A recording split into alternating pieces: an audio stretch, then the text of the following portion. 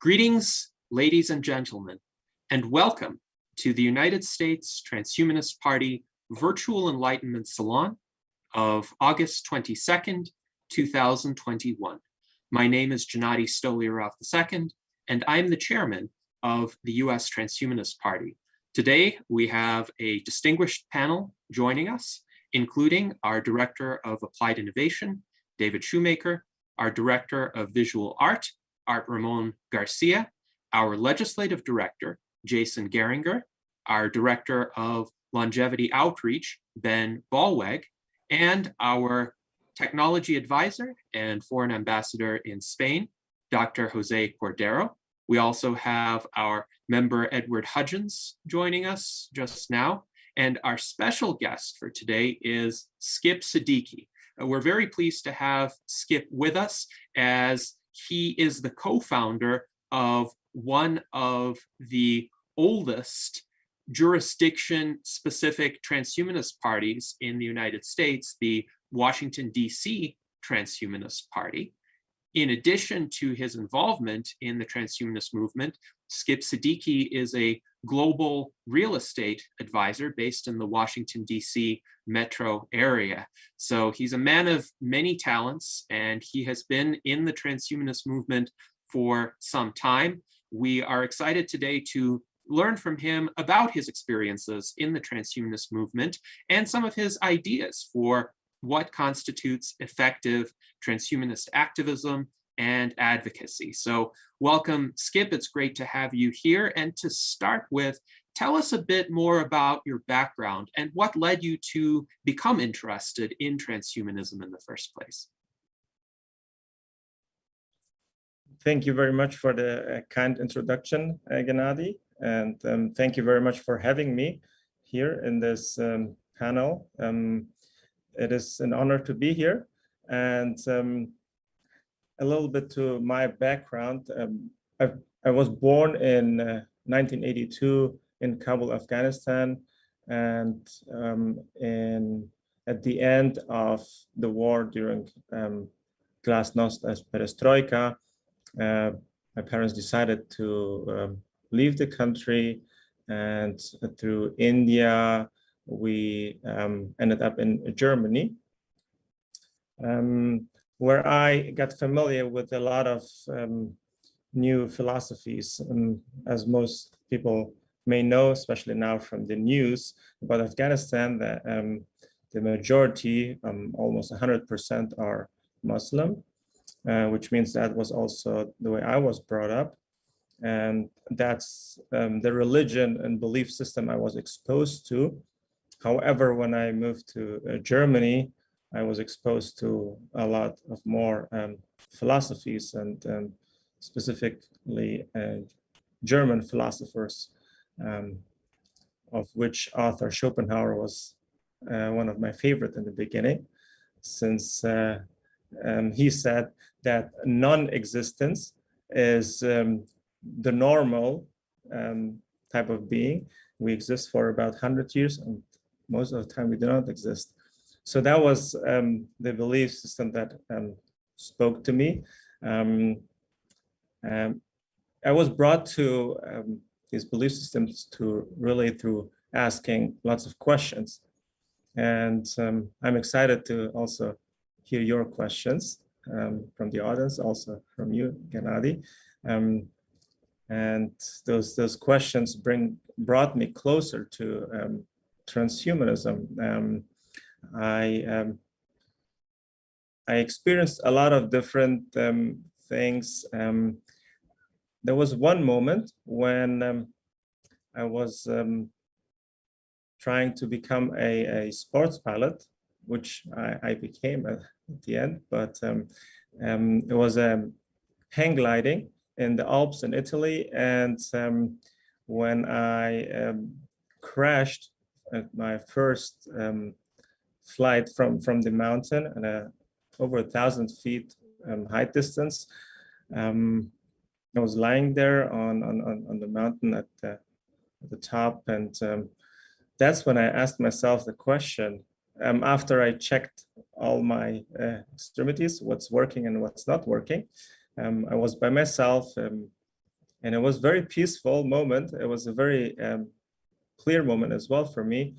And when I realized that I had totally smashed my left humerus, I asked myself, why am I so vulnerable or breakable?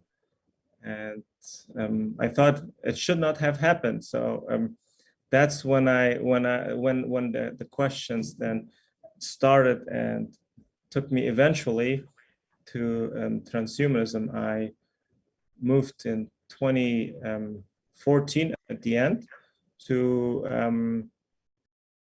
the United States of America and was looking for like-minded people.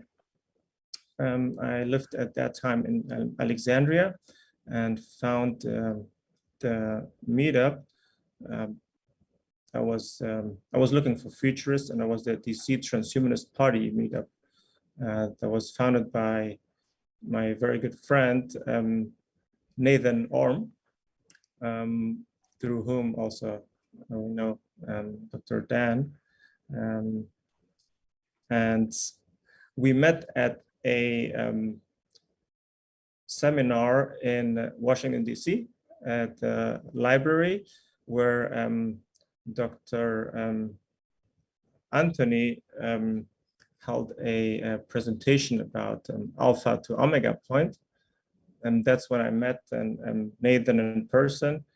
And it was interesting that we found out that we both live in the same complex in Alexandria while we met in Georgetown, DC.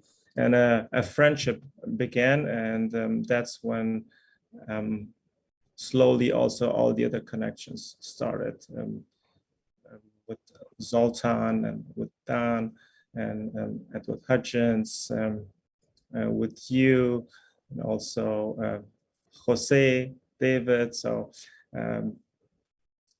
Aubrey de Grey, found out that David Goebel from Methuselah Fund is also here in the area, and so found out that it's a small community and very distinguished. So I personally started this because I'm very interested, because I think that it will give me more answers to the big questions in life. So that was the main reason why I was drawn to the transhumanist movement. I assume everyone who is watching this is aware of the meaning of the transhumanist philosophy. I was not familiar with that term. I was looking for futurists, and then the more questions I asked, the more answers I got, and here we are.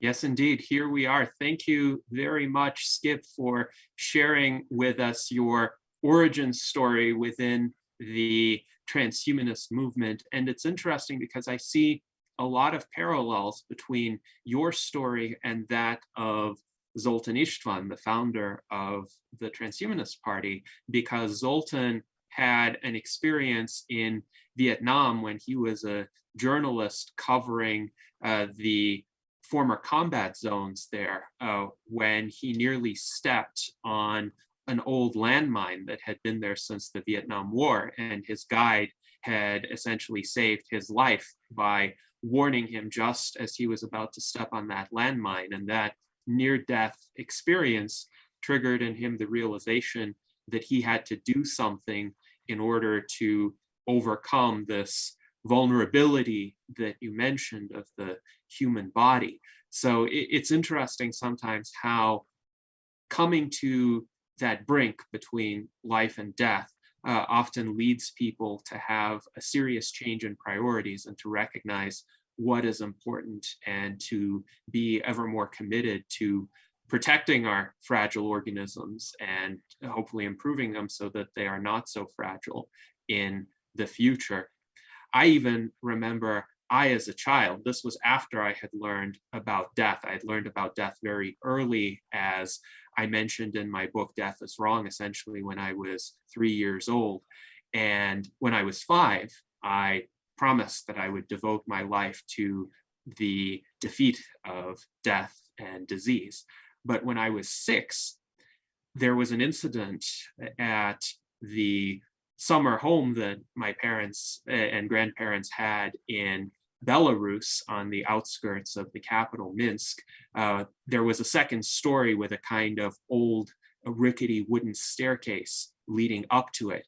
And there was a teapot placed on one of the steps of the staircase. And I tripped on the teapot as I was coming down, and I fell forward, and I landed essentially at the bottom of the stairs. Quite remarkably, I only had a few scratches, but I remember lying there for about a minute thinking, this fall should have killed me, and it didn't. And it also kind of led me to strengthen my priorities in life, my commitment to overcoming death.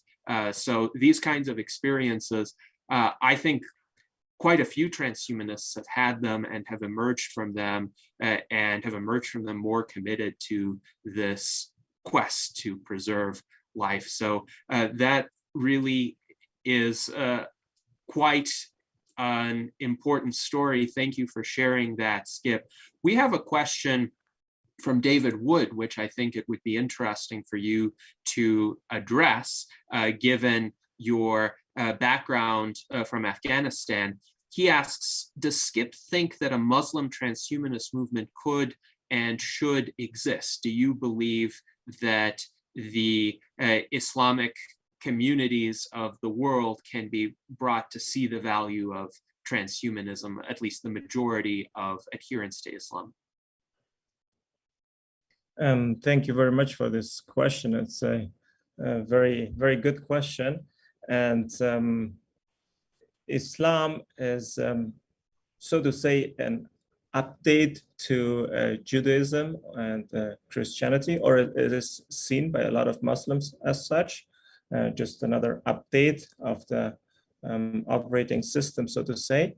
And I personally welcome new upgrades, because we definitely need more and more. We need to adjust to new circumstances, and the more answers we have, the more new questions come up. So I welcome that a lot. On the other hand, I'm also aware, and also because of my own experiences, that it may be very difficult to get it adapted. Why is that? Because I noticed that a lot of times we have a hard time allowing certain questions. And I had that problem myself in the early years when I was transitioning from my monotheistic beliefs to transhumanist beliefs. I noticed that asking questions can be also very dangerous for yourself, because it is also anticipated as doubt. Before I even was a teenager, I was asking my own mother about death. So the ultimate question that is probably the reason why a lot of religions also started. What happens after that? I was aware about the reasons why we have so much pain or suffering on this planet. So I was very interested to find out about the type of existence after death. According to Islam, would it be a physical existence, or would it be one in which only our soul would exist? And my mother's answer to that was a physical existence. I would ask also in the mosque, teachers there, what their answer is because I felt like as long as we are biological organisms, we will face still similar issues. So it did not make sense to my 12-year-old self. So I found out that I had to dig deeper, and going to school in Germany, being also confronted with Germany's past, especially the Second World War, made me aware that it is very, very important to always question convictions, especially that you have accepted already as a truth just because of your environment, just because of the surrounding that you were born into. And you may not be aware of the big picture. And even if you're surrounded by more than just, let's say, Muslims, if you're just interacting with the Islamic community, or in Germany during the Second World War, you're only surrounded by other National Socialists, for example, and you may still see another side, but your mind may not even allow other questions or another truth. So by asking lots of questions to myself, and also to my environment, my close environment, who had the similar belief systems, I came to a realization that I will always doubt what is being pursued as the absolute truth. I think that for that reason, it is very important that we have to welcome new ideas, and sometimes even transhumanist ideas to be rethought and discussed. So a scientific approach is, in my opinion, the best approach to all types of questions. We have a certain thesis and we have an antithesis. We come to a conclusion and we have a new thesis that will most likely have an antithesis. And I have my own belief systems that reminds me of a quote that says, if there is no book written that has the answers to your questions, then you may have to write that book. And so I will share then some of my own beliefs that I have not shared publicly, just because sometimes it is dangerous to even express certain things. But I'm a very strong believer of a freedom of thought, and I think we should always ask those questions, and that's why I appreciate also that question, especially transhumanism in Islam, mostly also because in Islam or in some Muslim countries or Islamic countries, there are also extremists that do not allow any questions, and that will threaten you to even allow yourself to even think that. So sapere aude would be maybe a reason for a death penalty in that time. So I hope that answered the question. Yes, indeed. I think it answered the question very well. David Wood responds, +1 to transhumanists remaining open to new information, new insights, and new analyses. There's no infallibility in transhumanism. And Mike Lazine states that you made a really good point on the issue of books not answering all of one's questions, and that one has to continue to learn, continue to ask questions, continue to evolve intellectually. So this is described as an open system of ideas, a system that admits to new developments, to refinements, to rethinking certain components of the system, as opposed to a closed system which purports to be finished and complete at some point. However, how can a system be finished and complete when our knowledge of the universe is not finished or complete? And there is so much that we do not know that we have to continually discover, and as new facts come to light, they will affect our model of the world. They will affect our views of what is possible and how we should act on that information. So you mentioned in your introduction that you had met Edward Hudgens, who is also local to the Washington, D.C. metro area. So I'm curious, Edward, if you have any questions or comments for Skip.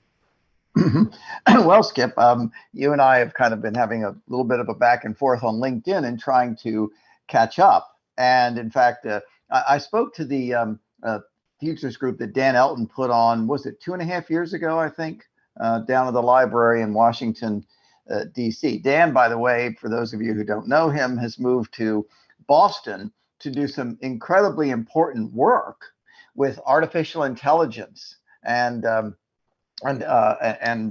looking at MRIs and things of this sort to really understand, aging in a very hands-on way. So I'm sorry Dan's not on right now. I saw him a couple of weeks ago before he left. And Skip, I assume you know Dan pretty well also. So Dan was really great, and hopefully will continue his work. But one of the things that I was going to follow up with Skip on, and we can talk about it right here, is I'm struck by the fact that we have these incredibly intelligent conversations on the salon here. And plus, for those of you like you and I who are involved with the Revolution Against Aging and Death Conference in those forums, or the abundance forums that I participate on occasionally. And part of what I'm trying to do with my organization, the Human Achievement Alliance, is to take these incredible insights and the fact that we understand what the future could be, and get it outside of our silo, so to speak, and into the general public, in front of influencers first, whether here in Washington, D.C., the media, members of Congress, staff members, other influencers. And that's kind of part of my major goal. And so any thoughts you have, you and I are going to talk offline, of course, about this, but any thoughts that you have about your aspirations, since you're right here in DC and so enthusiastic about it, of how we can do this, how we can take this intelligent, incredible conversation and make sure this is a framing way for people to look at our future and what is possible. Edward, thank you very much. It's good to see you again. I know you were on some conferences, and also hope to meet you in person again soon. It was always a pleasure to listen to your presentations. So I believe that I ended up in Washington, D.C. for a reason, just because of what I want to create for myself in my own universe. And so automatically I get surrounded by these super incredible intellectual personalities, and I'm honored to be part of it. I always say I wish I would be a scientist myself, and at some points I would doubt that if there is anything that I can do in order to promote the ideas of transhumanism and to help reach our goals even faster. And I believe that each and every one of us who believes in that in the freedom of creating our own future, and using our our brain as an instrument, as a tool, in order to answer those big questions. And I'm fascinated when I see how some of us and you go really in a very deep level and find those answers. I am someone who's able to always look from a global perspective at everything and connect, not as a specialist, but as a generalist, connect also great personalities like Dan and Zoltan with you, and then Gennady, and then at the Radfest we meet again some of the great personalities, and then more relationships are created, and sometimes it takes decades to find an answer to certain questions, and sometimes just asking another question helps in order to really come closer to the answer. Karl Popper, a German philosopher, said, I might be wrong and you might be right, but I'm certain that together we come closer to truth. So the type of questions to ask in order to really reach or get closer to reaching our goals is really, especially here in the Washington, D.C. area, where we have a lot of educated people, but also, of course, we have the institutions and the decision makers as well, is to really tap into their own dreams and beliefs. And I am convinced that everyone wants transhumanism in general to succeed. I'm convinced. It's just the approach that, or the language that we speak. So we speak different languages, but we have very similar goals. And a lot of times, I think that the public may not understand how to even reach certain, or how to solve certain problems, and just like, to come back to the religion part, and also in Islam, when and probably also other religions, when we don't have an explanation, or we don't know how to explain it, we just make up something, and we either blame, or we make some entity responsible for that. We say, oh, you know what, they did that, whatever, that was meant to be. But I think our goal should be, or also our mission should be, to really create value, and also provide clarity. And I believe every human being who has clarity and sees the value in it for themselves will definitely accept and will support the ideas as well. So because it's the questions that we talk about are very complex, and a lot of people may not even be able to grasp them, number one, and number two, they're just not even allowing them to be even asked. So third, we need to repetitively explain and clarify. So we need to apply all those tools in order to have more people get more clarity, and understand also how we can actually get closer to our goals. Yeah, by the way, I'll add these are very good points. And I think with the pandemic, we have an opportunity, because now healthcare and medical research is a frontline issue for policymakers and others. And for example, for some years, I've been promoting the free to choose medicine approach for FDA reform. A lot of you on this call know that I've mentioned that on the last day of February of last year, I was at the FDA headquarters just before all of this broke. And I was saying, well, folks, I'm getting reports that your regulations are getting in the way of test kits and so forth. And I think this COVID thing could be very, very dangerous. And you really have to, change your ways. And they were, well, we don't know. And of course, FDA has been a proper target of the Transhumanist Party going back to the beginning, and of course even more now. There's legislation right now, the Promising Pathways Act, which is similar to the free to choose medicine approach, creating a parallel track for new medications that would cut years off of the approval approach. And that's one of the things that's literally right before Congress now. And so it's a possible vehicle for us to educate.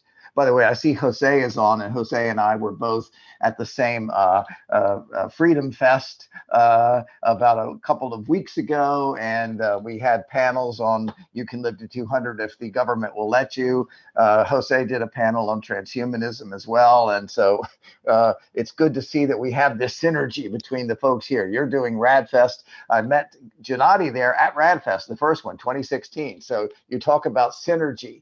And there we have it right on this very call. Yes, absolutely. And Jose, now we go to you for your remarks. Yes, it is very linked to what Ed was saying and Skip's comments.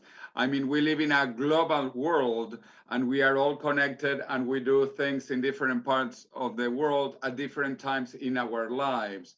Like Skip was learning about transhumanism from his mother in a way in his native Afghanistan. He developed those ideas further in Germany and now a lot more in Washington, DC.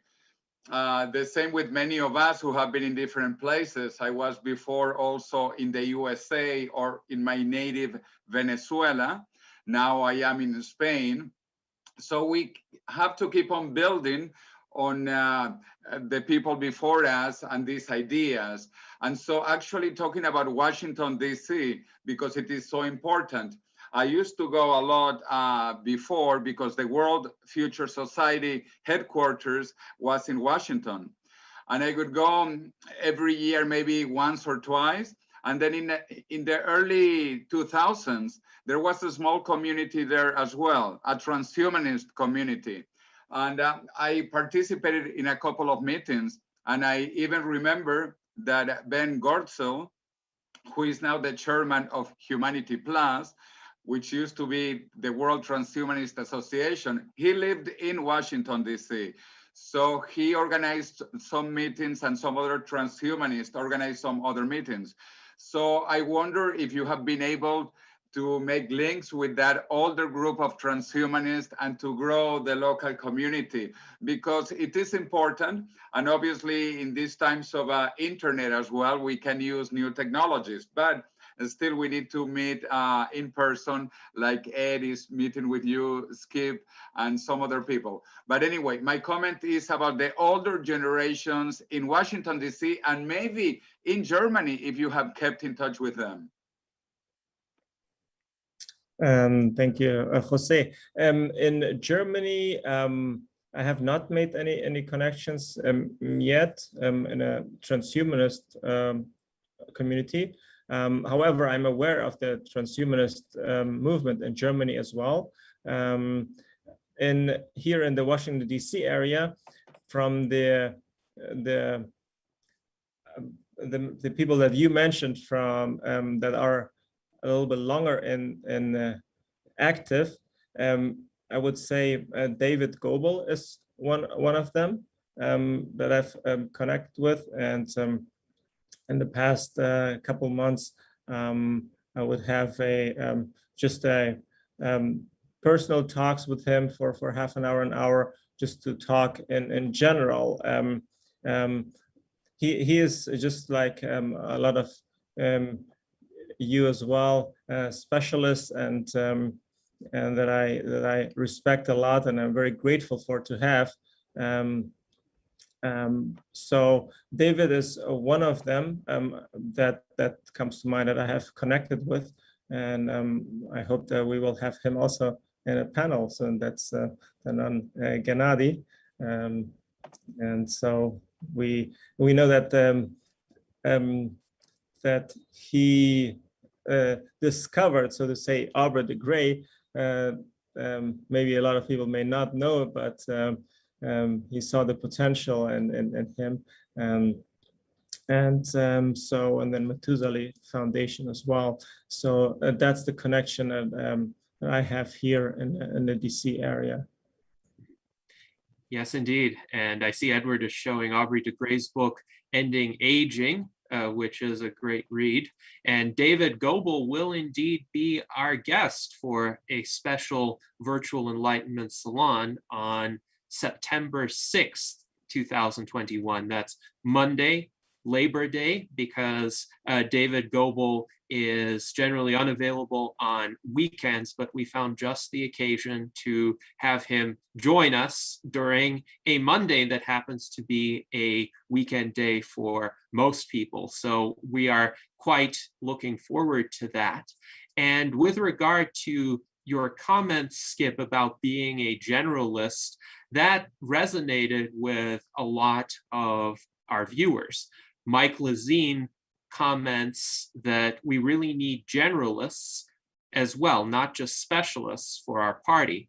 As a matter of fact, he believes a lot of us generalists are in the transhumanist movement because we see the value of that skill set. Not all of us are scientists. And Jennifer Hughes, who is our endorsed mayoral candidate for Camden, New Jersey, writes that generalists are very important for society. Generalists are very underrated, as most of the focus is on specialists, but we also need people who can see big pictures and connect different fields of thought.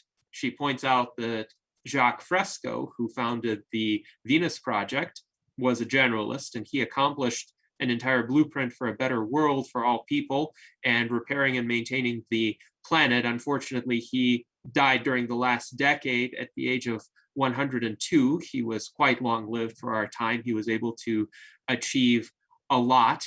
And I think he is one of the forebears of what this kind of future world of indefinite life extension would look like if all of us had more time than Jacques Fresco did. Imagine what we could accomplish, including with a kind of generalist approach. Jennifer also points out being a generalist doesn't mean you can't learn more in certain fields than others. It just means more than a singular focus. And Alan Crowley writes, generalists are people who specialize in looking at the big picture and connect the expertise of others. Finally, our legislative director, Jason Geringer, says generalists are cool. So Jason, would you like to expand upon that point? Well, being a generalist allows you to sort of see things on a higher level or higher perspective because you can picture more of the situation, that's with my wisdom of the crowd group. That's kind of what I was shooting for, was an eclectic, education curriculum. So it just ain't, to provide that on, just a wide ranging, a neuroscientist that doesn't know about, history, sometimes it's more effective to have a little bit of knowledge of everything than it is to have a whole lot of knowledge, but just in one small area. So that's about it. Yes, indeed. And I think there's a lot of specialized knowledge out there that has yet to be tapped because it has been the exclusive province of narrowly focused specialists, and they may have advanced their fields to an extent that most of us don't know about unless there is some generalist who is able to bring that knowledge to our attention, and then other people in other specialties and other walks of life can see how to apply that knowledge. Also, Edward Hudgens points out in the YouTube chat that Elon Musk was a generalist who was pretty much doing everything: the electric cars, the solar panels, the private space flight, the tunnels, the Hyperloop. At least he's proposed the concept for the Hyperloop, and others are applying it. So that's a very valuable skill set in the entrepreneurial realm as well.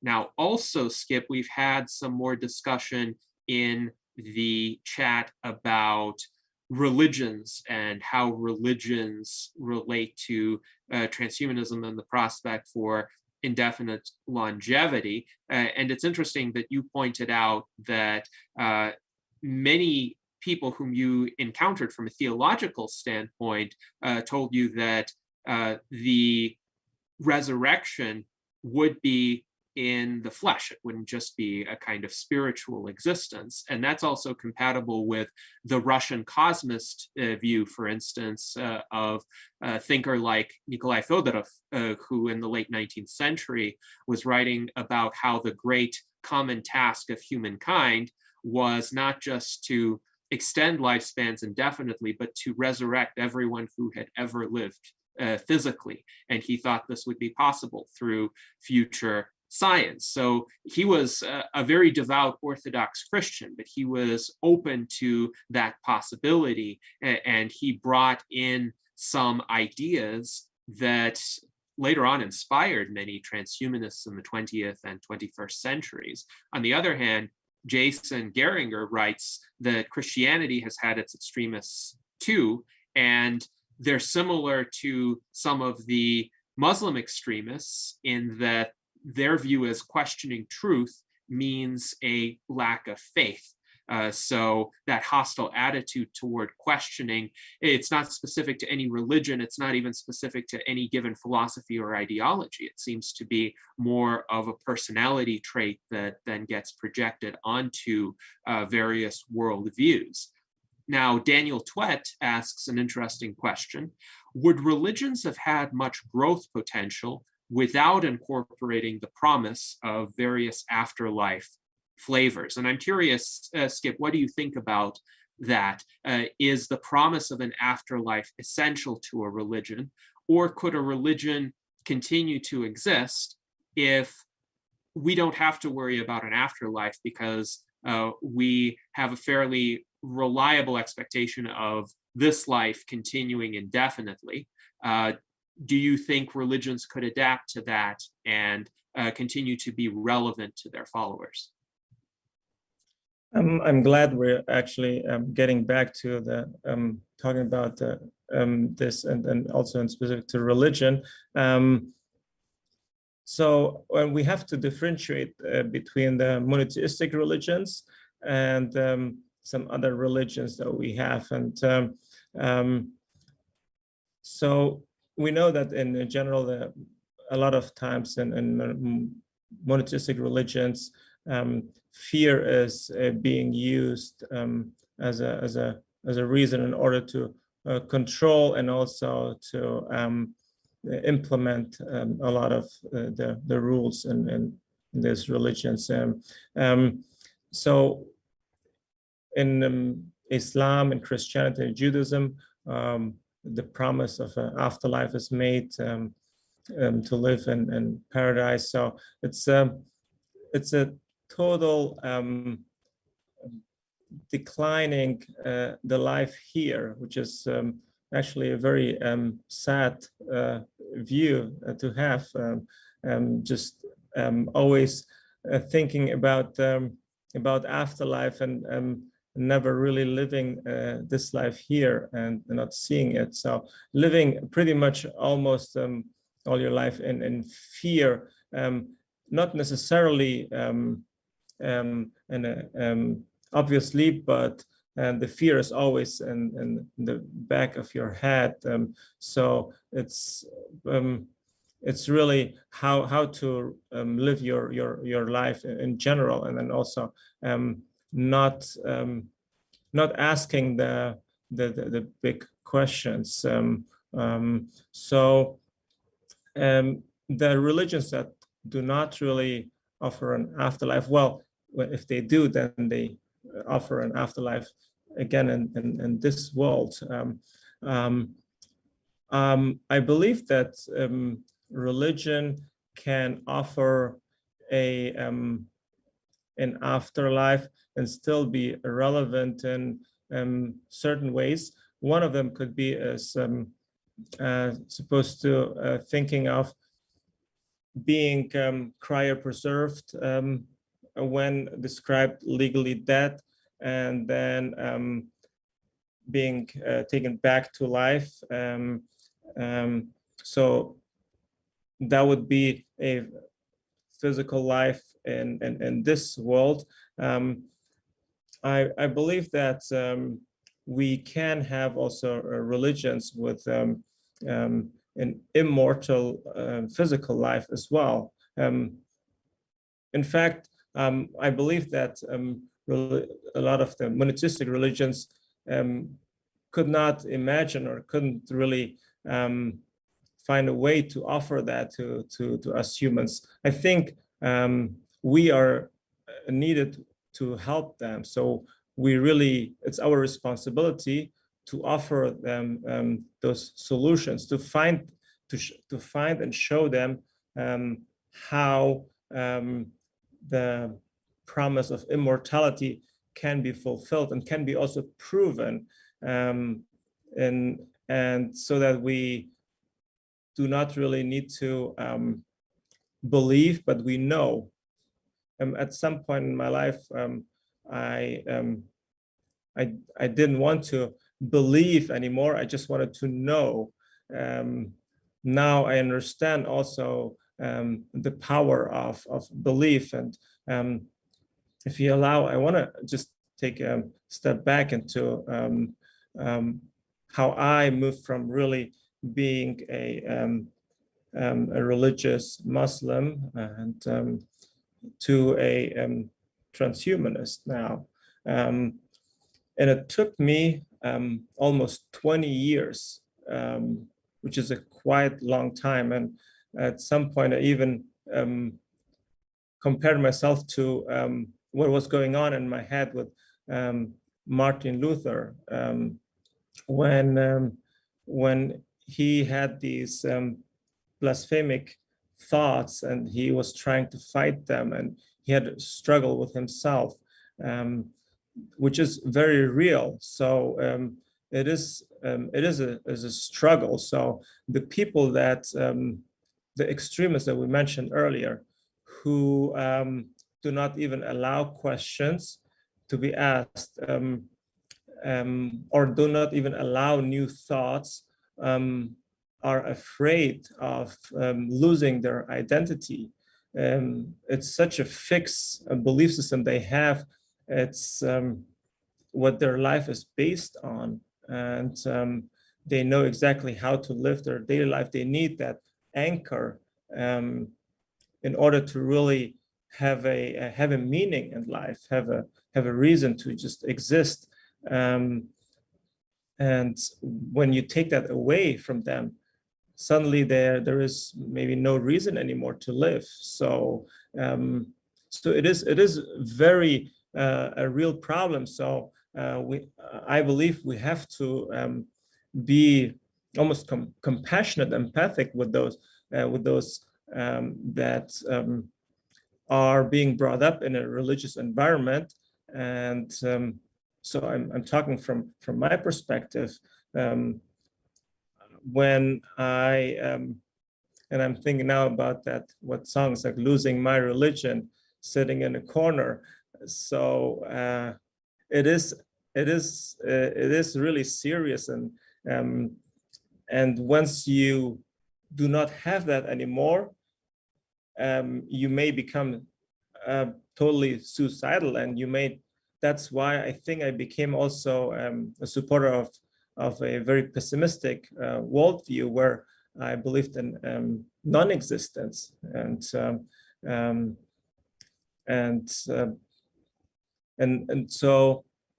what I want to say is here that the deep-sitting, non-conscious beliefs and convictions, in order to reprogram that, takes a long time, and it takes really very systematic reprogramming. So it also requires to even leave your closest friends or family at some point, or to struggle, and it's very, very important that we offer those people who ask those questions, and even sometimes those who really fight even those questions to be asked. I think those are the ones that are close to accepting also new transhumanist ideas, and that's where I said earlier, we need to repetitively offer those solutions and a different path, and show that there is a lot of value, and we gotta have an approach from a psychological point of view. So we have a lot of philosophers, we have artificial intelligence scientists, we have microbiologists, we have really very, very highly intellectual people.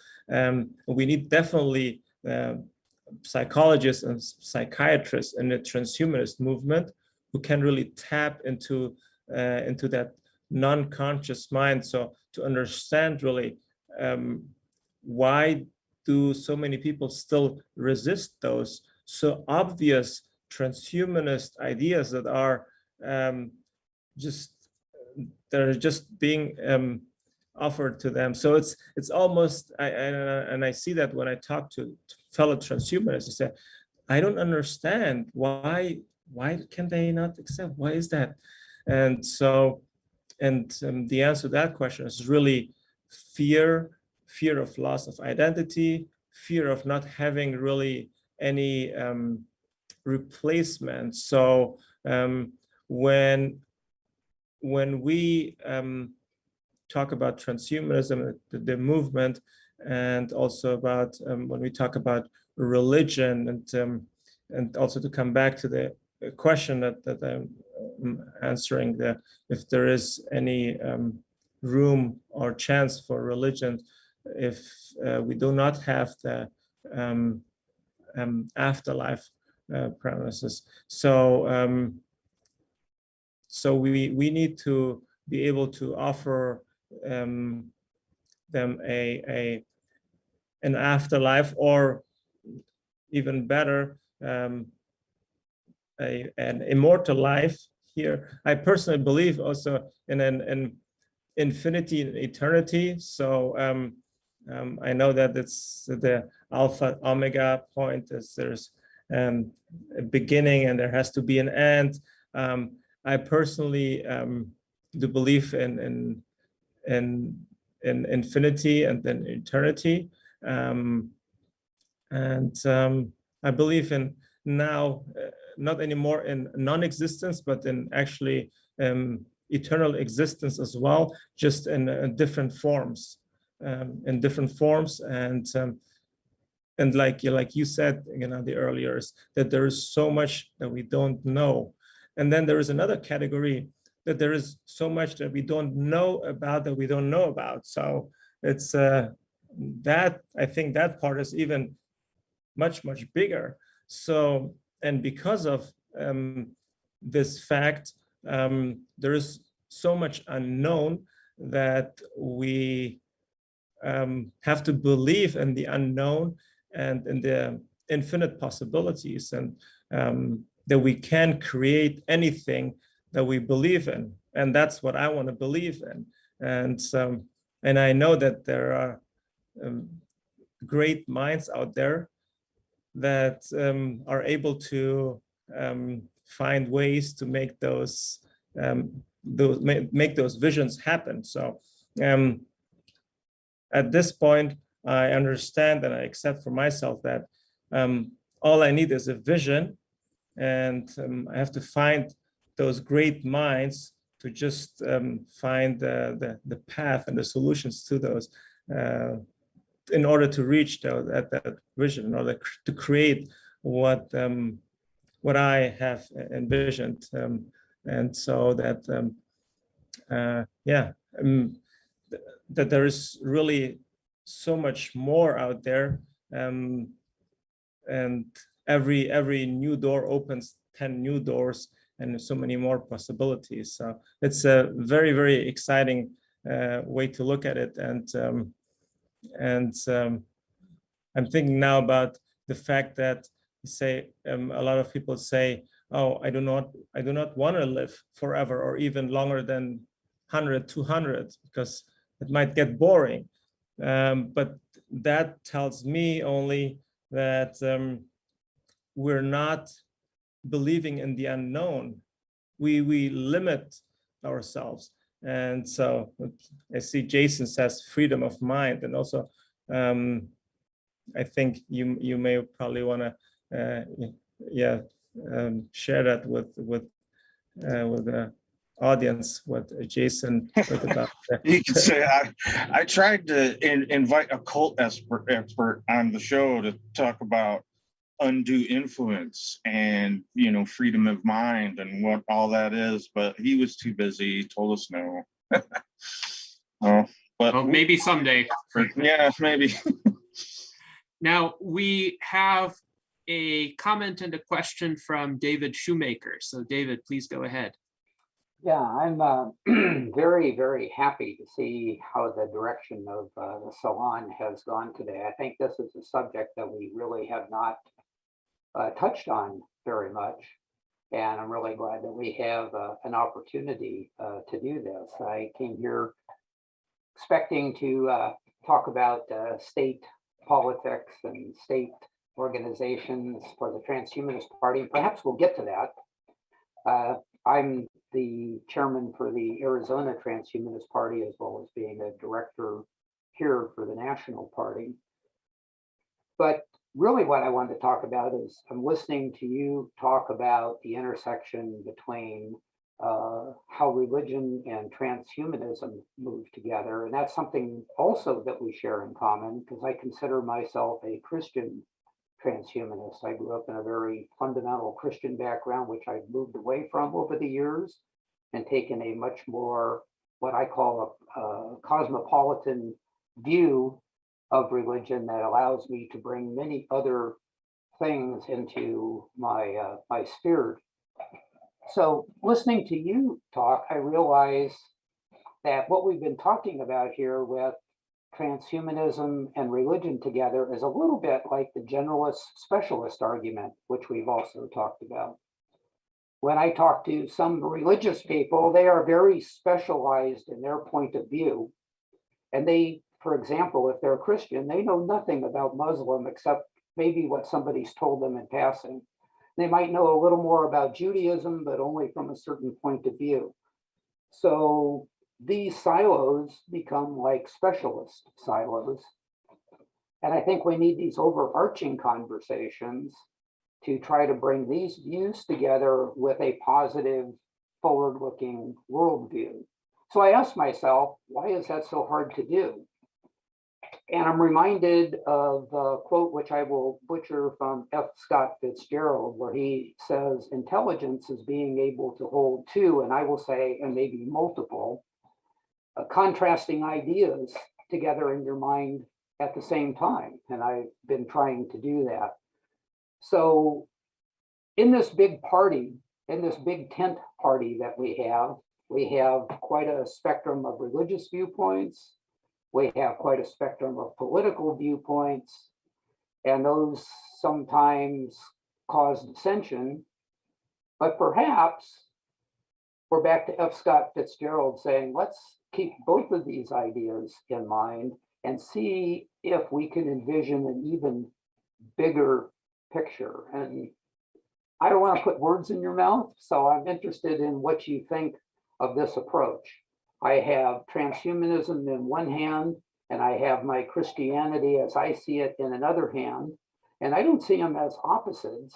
any more than I see my two hands as not being connected to me.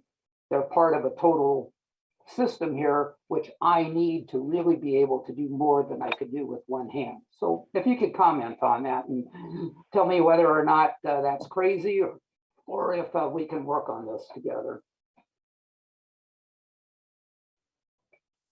I have to tell you, in fact, that even if I try to totally let my Islamic background to push it away, and I did that for many, many years, it did not work. So I learned to embrace it.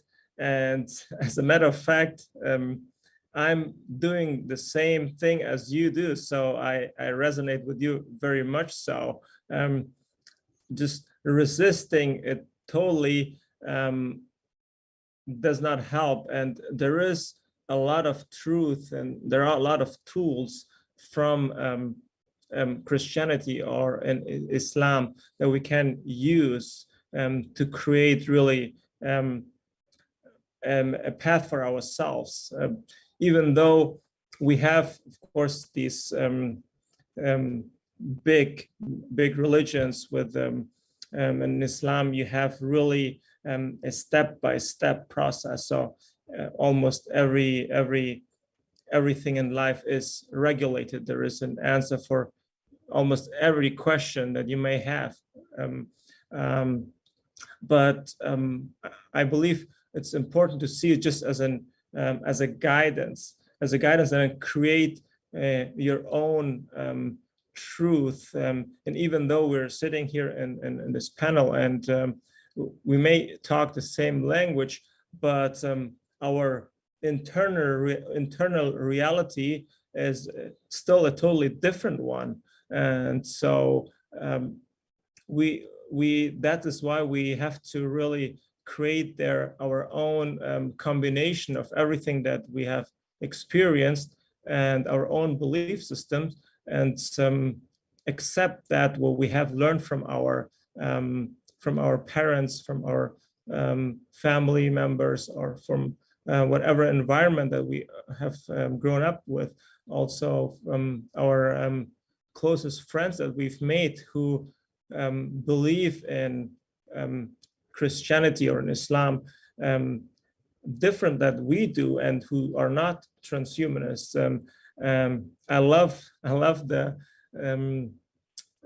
that you mentioned that religion and some transhumanist ideas, looking at them as really also specialist, generalist. That comparison has really an epiphany for me as well, and it makes very much sense. In order to also keep the relationships with our loved ones, so it is good to really keep also that I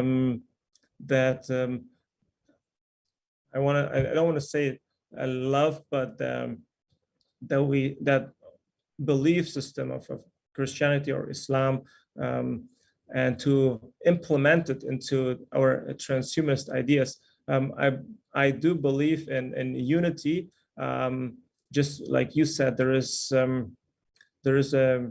always two sides, and my friends, my closest friends, would think when I would have discussions with them that what I said was contradictory. But for me, it was not contradictory at all. Just like you said, I believe that they are connected, and both sides can exist at the same time. So that, and also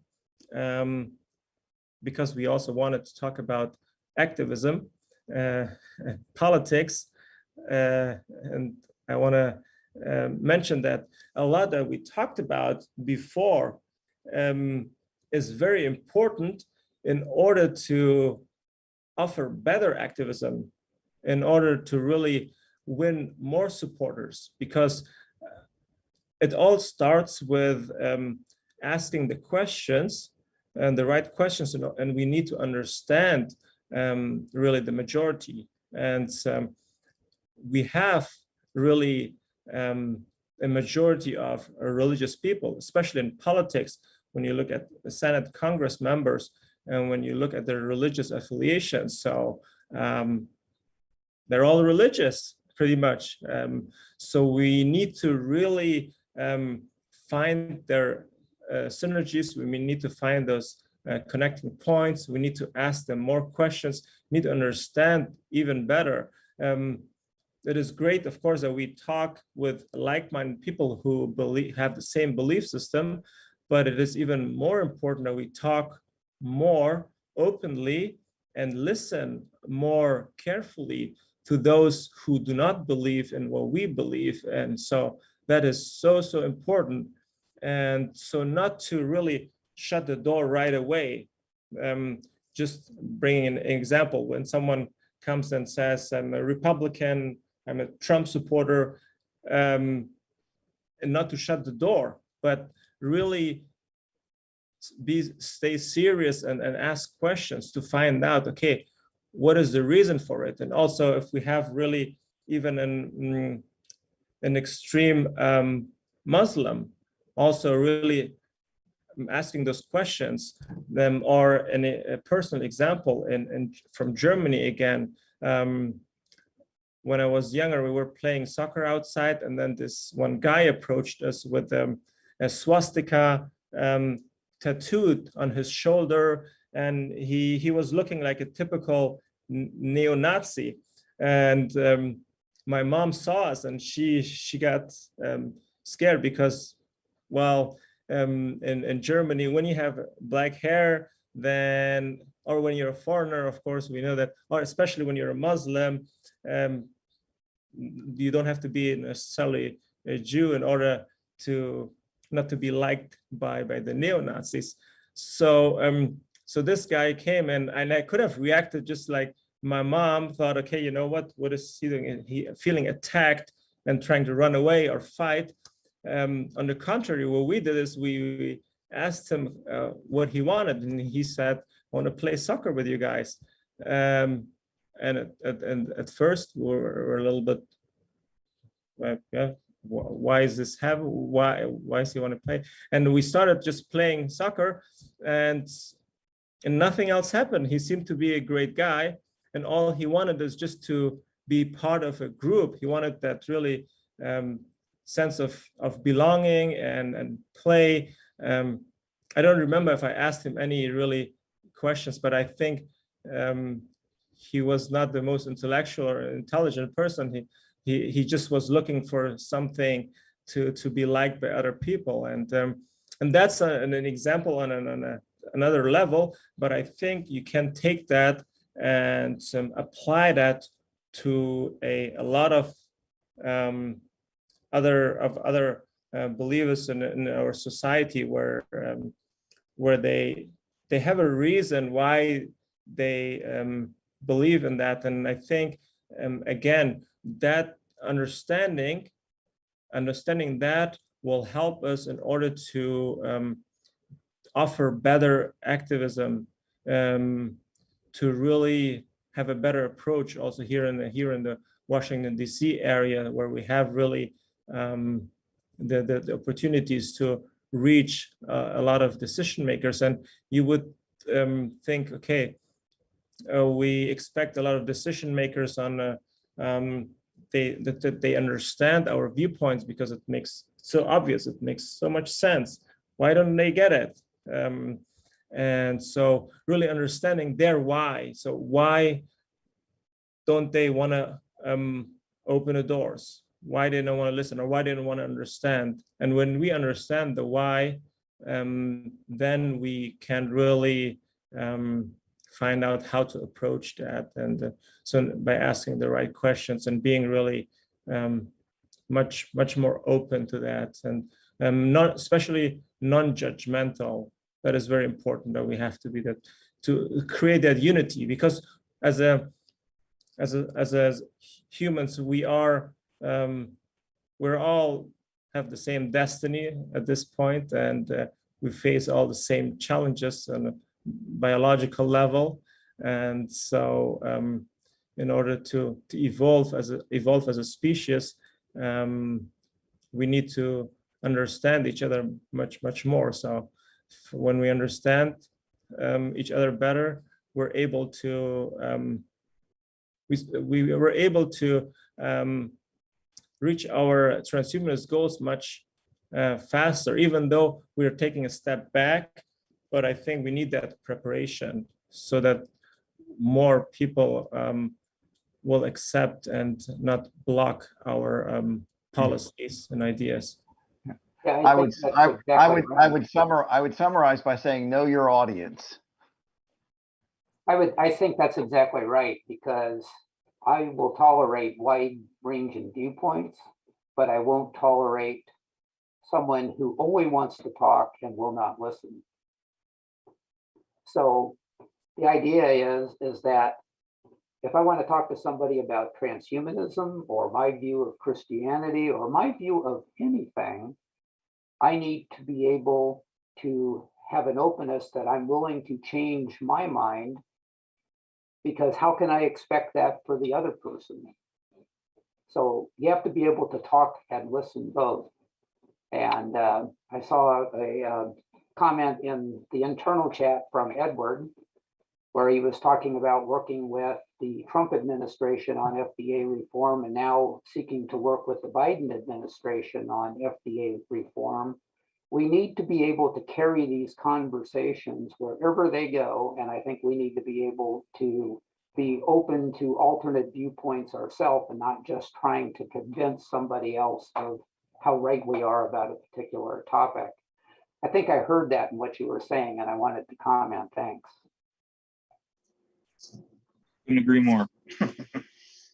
Thank you very much, David and Skip, for your response to David's observations. Now, we've had some extremely generous super chats from Celeste Castaldo and Jennifer Hughes, and both of them have comments that are relevant to this discussion. Celeste says, I like that suggestion of compassion toward all brought up in religious beliefs, regardless of your own beliefs. She also says, I believe many religious people also agree with transhumanist ideals and policies, and most religions, as well as transhumanists, believe in immortality. Jennifer says, I believe many religious people also agree with transhumanist ideals, so she is concurring with Celeste here, and many more do so without even realizing it. Unfortunately, she also observes that many familial relationships are destroyed over differences of opinion on religion, and that is very sad. So sometimes people do have these entrenched beliefs where, as David points out, they're only willing to talk, they're not willing to listen. And along these lines, one of our members, Luis Arroyo, has a question. What if certain religious people cannot be convinced and weaponize their religion against transhumanism and transhumanists? Do you see that as a serious risk in the coming years and decades? And if so, what are some of your ideas for addressing those kinds of situations, perhaps defusing those threats from those religious people who are just anti-transhumanist and can't be swayed for whatever reason? Before I answer this question, I would like to know from the other members on the panelists if they have any numbers, statistics on really that anti-transhumanist violent movements whatsoever, or how relevant is that? What you think? Do we really face that, or are we rather seeing a trend towards pro-transhumanist? And then also, yeah, that's pretty much the question first. Mm-hmm.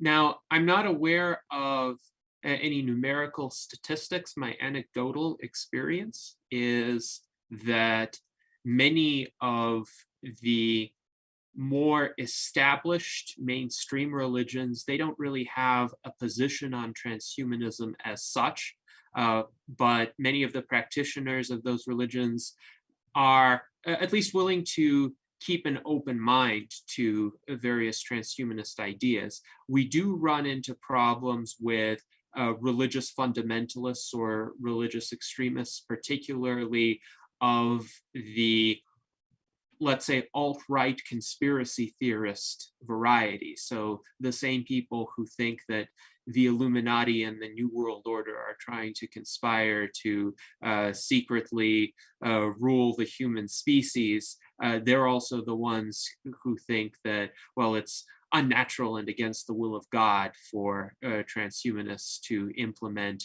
their ideas. They're the ones who would talk about the mark of the beast, for example, being tied to some transhumanist technologies. They're the ones who would say that altering human biology goes against the will of God. So those kinds of fundamentalists, and I think in the Islamic world, the people you would think of as being the fundamentalists would also be opposed to transhumanism. I can't imagine Al-Qaeda or the Taliban being supportive of transhumanism, but we don't ever want to be on the same side as they are in any event.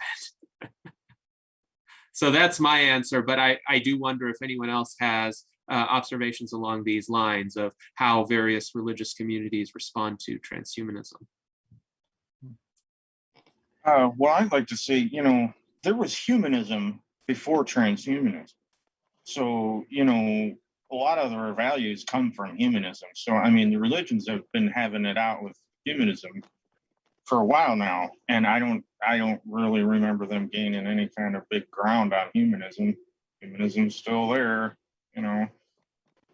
So I think a lot of these debates have went on before, just under the guise of humanism versus religion, and so we just are kind of reaping the fruits of all that because they've never been able to really stymie that whole movement. So and then transhumanism is just the next evolutionary step past that. So I don't know, I haven't really seen any good arguments from religion over transhumanism.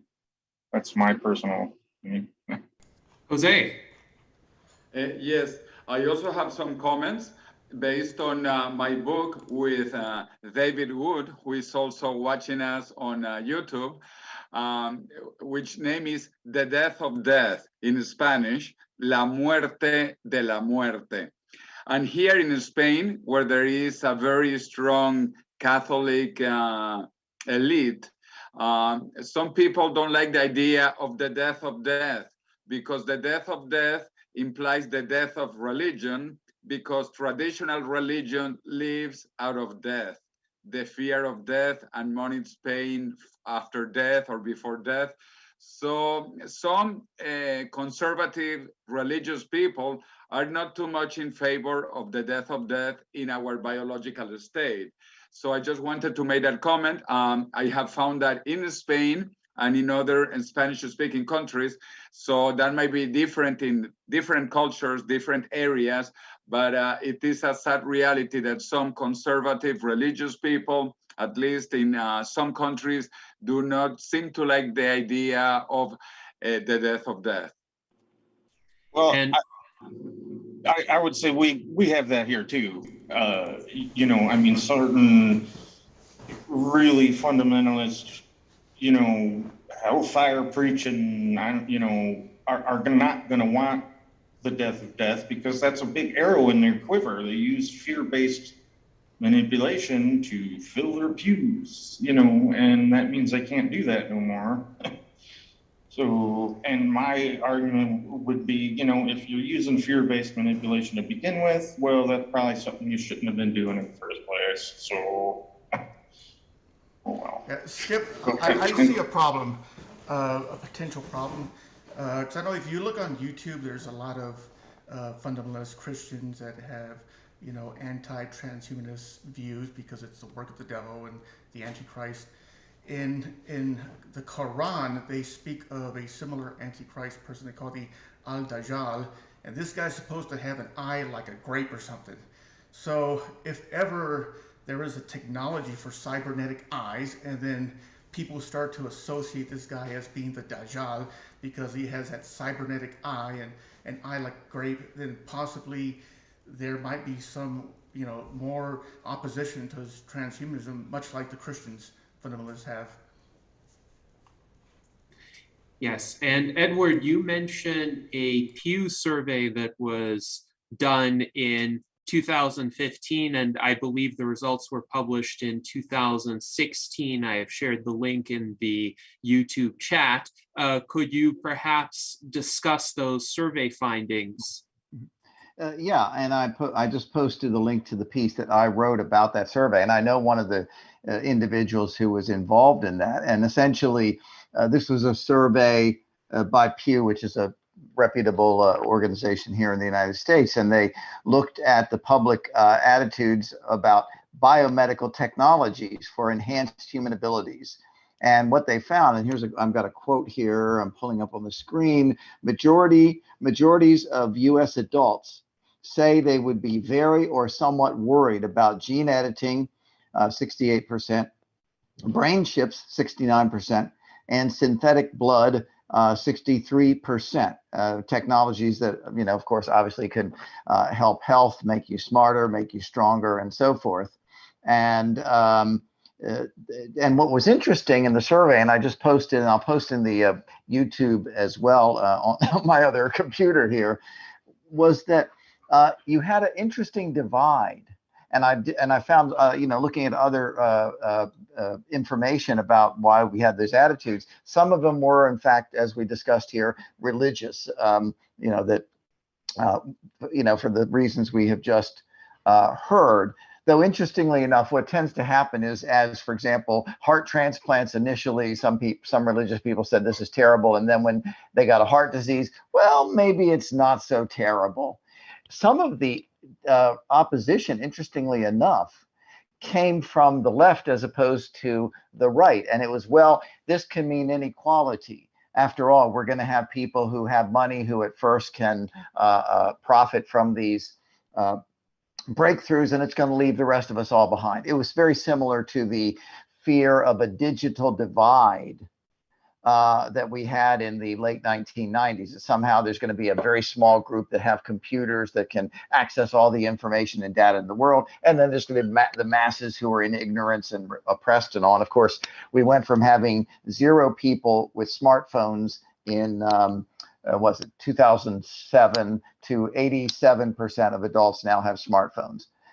Beta users obviously pay the most and get the clunky version. So, but that's what Pew was finding, is it wasn't just the right, it was the left that had concerns about this for a completely different reasons. Yes, indeed. So now, Skip, you've had a broad spectrum of responses from the panelists to your curiosity about how people of various religious convictions perceive transhumanism. And as you can see, this is an evolving field of study, but having heard that, what are your thoughts on how to deal with the religious people who are just intransigent and they think they have some sort of duty to oppose transhumanism because they likely misconstrue transhumanism? How do we respond to them? How do we deal with them? It is true that the idea of transhumanism scares them just because it's against what their beliefs and what they stand for, their identity, their roles that they play.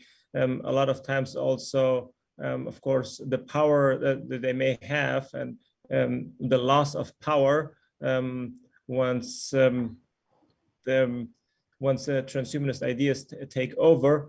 But I love what Edward said at the end, is when we actually have a practical approach and there is a specific need for a transhumanist solution to a problem that that the religion cannot solve just because it's just not upgraded yet. So I believe offering transhumanism just as an upgrade and using some or a lot of the religious ideas as a foundation, because we're evolving constantly, and we're using a lot of ideas and beliefs.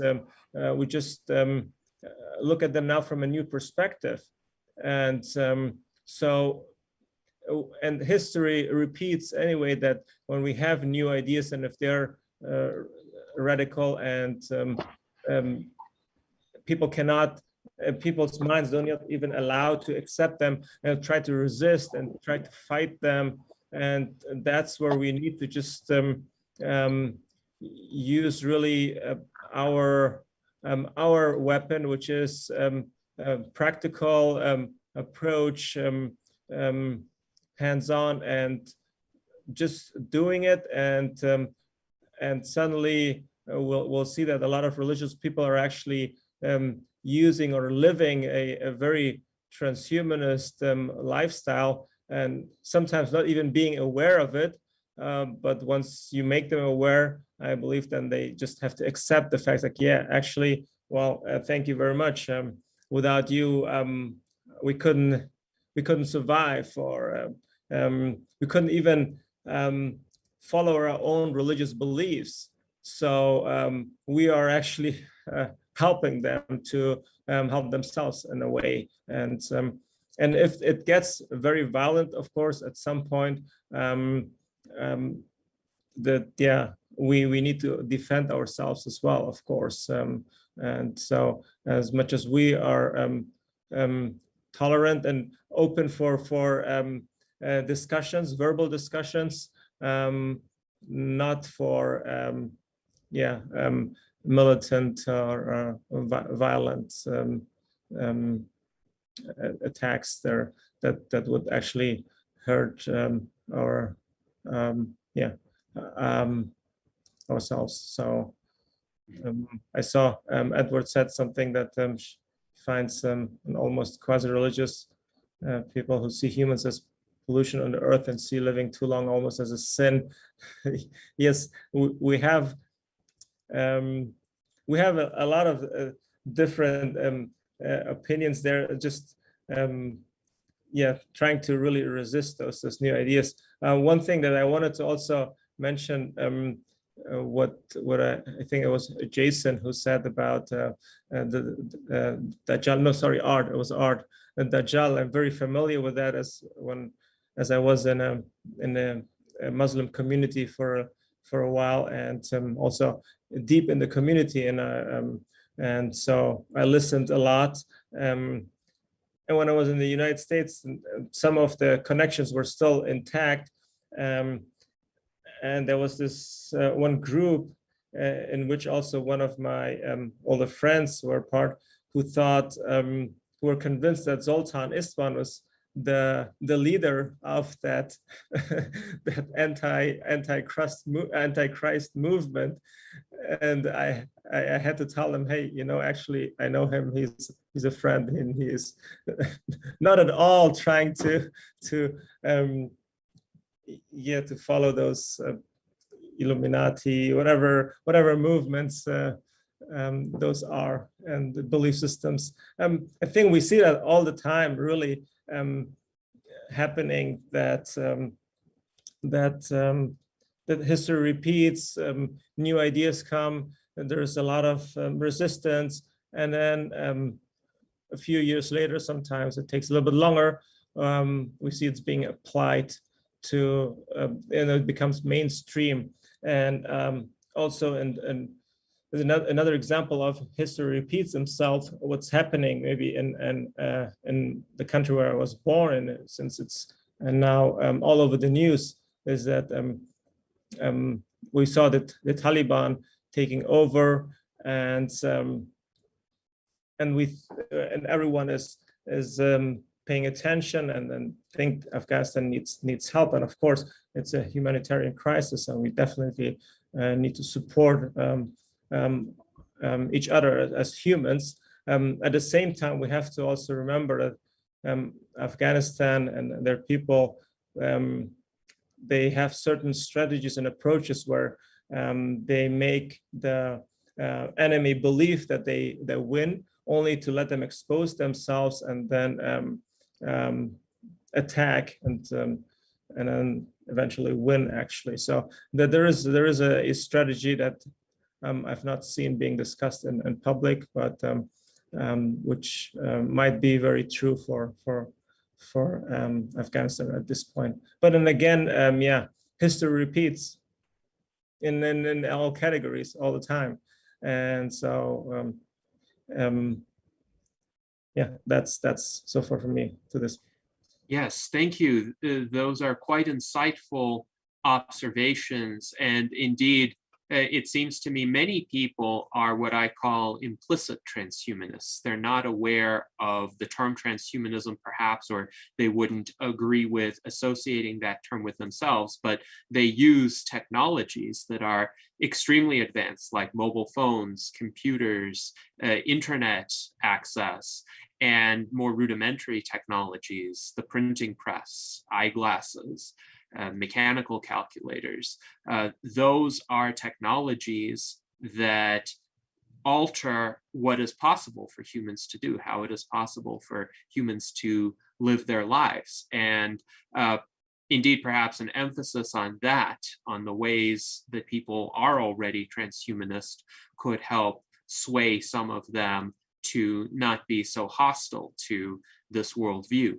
And Celeste Castaldo writes in the YouTube chat, Transhumanist Party policies support life. I don't see them as radical, although I understand how there may be many interpretations. And indeed, I don't see transhumanism as necessarily being radical or incendiary. I think people in their everyday lives embrace it implicitly. It's just a matter of getting that explicit recognition.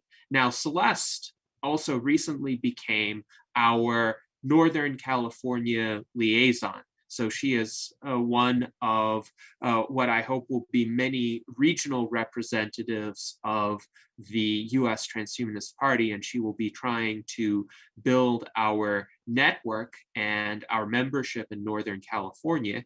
And she is wondering, Skip, how do you suggest we propose and promote membership within our local regions? What are some ideas that you have in this regard? How do we reach out to people, get them to join the US Transhumanist Party, get them to understand what transhumanism stands for and what our organization, both the National US Transhumanist Party as well as state and local organizations stand for and undertake that would be appealing to these individuals?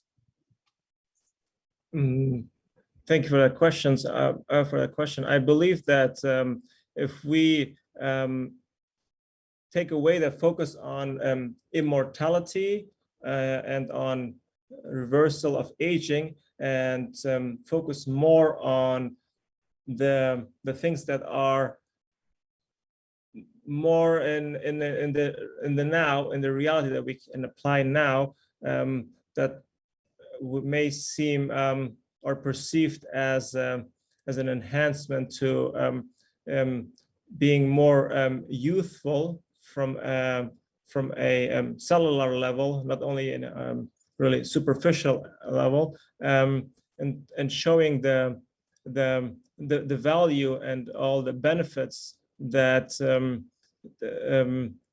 that it has once we accept the transhumanist ideas, that it's not only about not focusing really on those few items that seem unbelievable or that the majority just denies, and they believe that just because there is 1 or 2 points that seem almost wrong in their eyes, to just not accept the whole idea of it.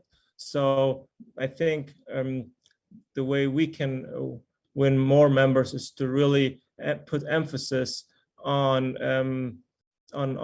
the health point, and I believe it's already mainstream. It's what we see, what's been done by some CEOs of tech companies in Silicon Valley, are just following or pursuing transhumanist goals, but just not labeling them as such. So we need some type of a rebranding,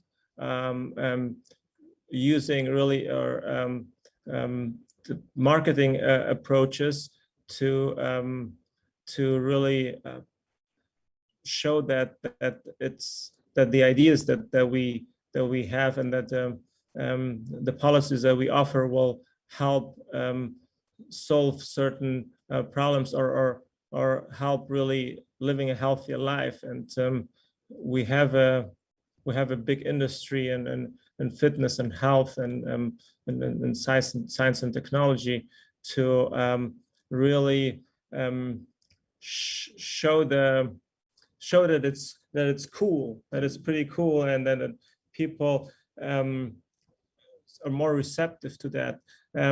I believe that one thing that may scare away a majority is that they may perceive us as nerds and not cool, and saying like, oh, I don't understand what they're talking about. It's complicated language, which may be, of course, almost insultive to some of you guys, because it's something that you get awarded for and rewarded for, and it's a beautiful skill to have, and I admire you for all that. At the same time, the majority, I think, needs to be, in order to be digestible, a very simple approach, something that is that touches maybe their emotional side. So using really those psychological approaches and running it almost like maybe a successful corporation as an idea to speak their language. Very important. Edward just said it. And so again, you have to know your audience, speak their language. So really using the same methods that very successful corporations use, and really work on branding. So important that when people hear transhumanist, they do not associate with what I hear, for example, from a lot of people who are not familiar with transhumanism at all. They say, oh, what is this transgender, trans whatever? And you may have heard it a lot, of course. I like, for example, the H+. That's, for example, something that speaks more to the people. And that's and just to sum it up, really rebranding, like really better marketing, speaking their language, simple language, and so that would be a way to win more followers. All right, thank you, Skip, for those remarks. And Mike Lazine believes you made a good point in that a number of Silicon Valley tech companies are doing transhumanist things, but not calling it that. And with regard to people who may be fearful of transhumanism, David Shoemaker notes that many people are fearful of new technology until they see a personal application. Now, with regard to that kind of situation, one of our viewers, CyberSimmer, pointed out that their grandfather is a devout Christian, and he was skeptical of the internet before, he didn't use it for a long time, but then he decided that he started to want to use it, and now he loves it. So sometimes that exposure can help bring people on board. And we also have a super chat from John H. Thank you very much, John. And he quotes Matthew 6:21, for where your treasure is, there your heart will be also. And it will be interesting to interpret that.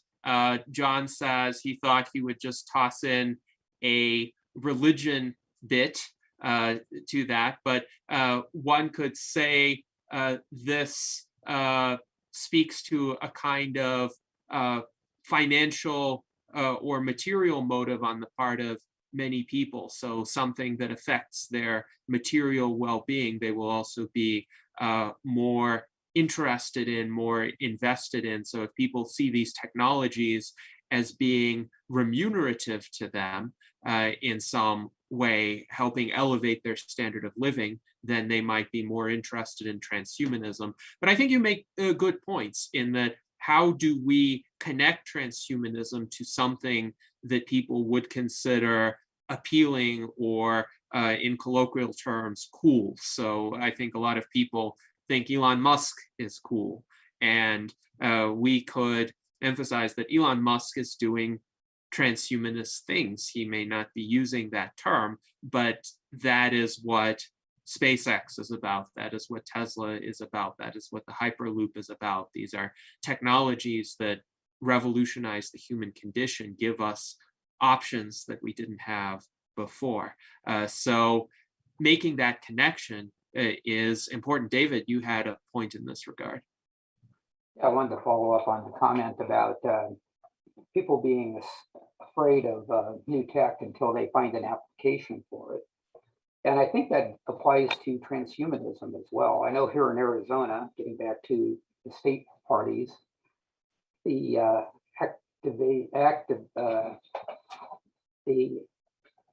my outreach here has been to people that are running for office or people that are in office that are holding forums.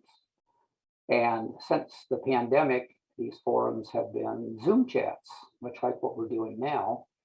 And it's an opportunity to go in and to listen back to Edward's comment about know your audience and use their language.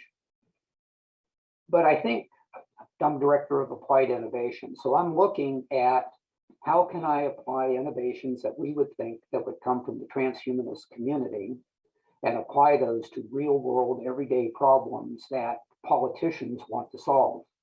Politicians work on getting reelected for the next election, which can be 2 years, 4 years away, not 5, 10, or 20 years away.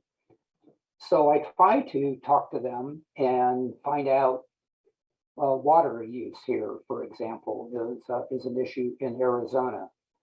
And are there transhumanist methods to help with water use, water rationing, water monitoring, and talk to them on a level on something that they can use.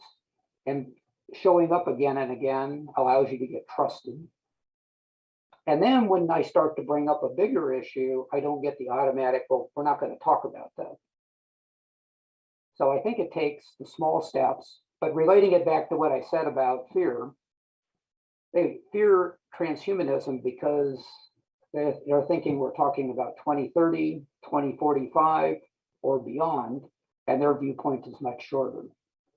So talk to them about ideas that they won't be fearful of, and then that opens up opportunities to talk about greater things. Not only that, when you go to a public forum, other people get to hear you as well, and maybe there's some benefit there too. So that's one modest thing that I'm trying here. And I'm hoping that if the pandemic ever gets done, I would love to go to town hall meetings in person and do this. I think I can make a better impact. But for right now, it's Zoom. Yes, indeed. And I think you make an excellent point. If one can connect transhumanist ideas and transhumanist solutions to issues that people already care about, including policymakers, then they're much more likely to give us due consideration. Now, I'm interested in seeing if Ben Ballweg, our Director of Longevity Outreach, has any questions for Skip. Hi, Skip. Thanks for being here today. I have taken over a group in Madison, Wisconsin, that is as comparable to the DC Transhumanists. It's a meetup group. I was wondering, since I've gotten into this Madison group, it pretty much started when COVID started, and so we haven't been able to have any local meetups. And I wonder, with your background with the DC Transhumanists, have you had chances to get together locally in person before COVID? I did see that in the winter time that I joined you guys with the online Unclog the FDA movement to try to get AstraZeneca reciprocally approved here in the US. I just kind of wondered what other ways you're able to interact locally to develop community in that kind of way about these kinds of things. Okay. So during the pandemic, Dan was able to, or Dan Elton, he was able to organize meetups, and pretty much let him take over some of the leadership, organizing the meetups for the DC area. We also merged several groups here in the DC area. So we have now over 200 members.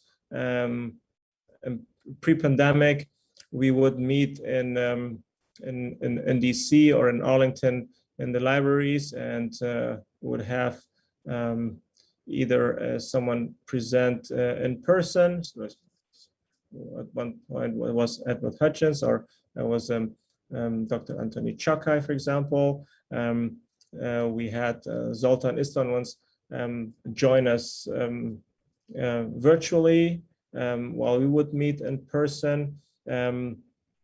I wasn't here when the Unclog FDA movement was happening, but that was something that happened outdoors, and as long as it's outdoors, and now we have now better ways to really meet, and there are ways to organize those meetups. However, once again, I think Dan maybe the right person to connect with in order to see how to organize meetups, and on a regular basis. I think that's important to also just do that. But it's in another meetup where we do, it's not a transhumanist meetup, but on a weekly basis. So I recommend to do regular meetups,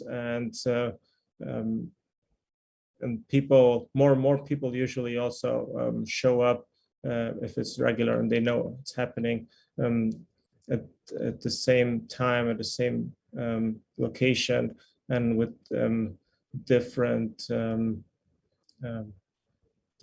speakers, or with a different idea, just like the virtual salon, which is, I think, great that it's happening every Sunday. It's really regular, and people know they can always come back at the same time, and it's going to happen.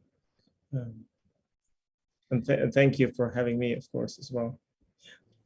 Yes, indeed. Thank you, Skip, for those explanations of some of the very concrete practical activities that the DC transhumanists have been able to accomplish and undertake.